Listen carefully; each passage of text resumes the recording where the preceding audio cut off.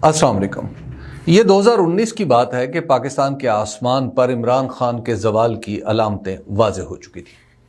अदम एतमाद, असम्बली का तोड़ा जाना और नए इंतखाबात का यही 3 एक्ट का ड्रामा जो अप्रैल 2022 में खेला गया था, उसका स्क्रिप्ट 2019 में उसी वक्त लिख लिया गया था।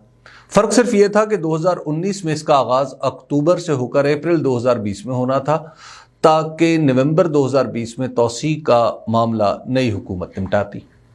इस ड्रामे की नुमाइश इसलिए इल्तवा में पड़ गई कि कुछ मशवरा दहिंदगान ने यह भी याद दिला दिया था कि मामला इमरान खान का है। अगर निकाले जाने के बाद इमरान नवाज शरीफ से जा मिले तो क्या होगा। इस ऑपरेशन को रोकने में इस मशवरे का न जाने कितना अमल दखल होगा, मगर कोरोना की आफत की वजह से यह सब कुछ दब गया। उन्हीं दिनों किसी आसमान शनास ने मुझे ये खबर दे दी, सो मैं भी इमरान खान हुकूमत के दिन गिनने लगा।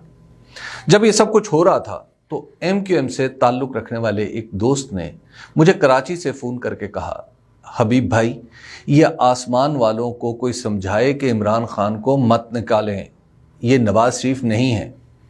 उन्होंने बातों बातों में मुझे कहा कि अगर इमरान खान को निकाला गया तो उन्हें नाअहल करना पड़ेगा, जिसका कोई फ़ायदा नहीं होगा, और हुकूमत से निकलने के 6 महीने के अंदर अंदर उनको कत्ल करने की कोशिश की जाएगी।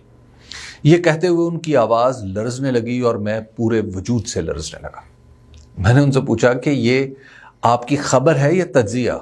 उन्होंने भर्राई हुई आवाज़ में कहा कि मैं आपको कसम खाकर बता रहा हूं कि मेरे पास कोई इत्तला नहीं, मगर मैं एक सियासी कारकुन हूं, इमरान खान को जानता हूं, अवाम का मिजाज समझता हूं और पाकिस्तानी सियासत को भी, लेकिन आसमान वाले कुछ नहीं समझते।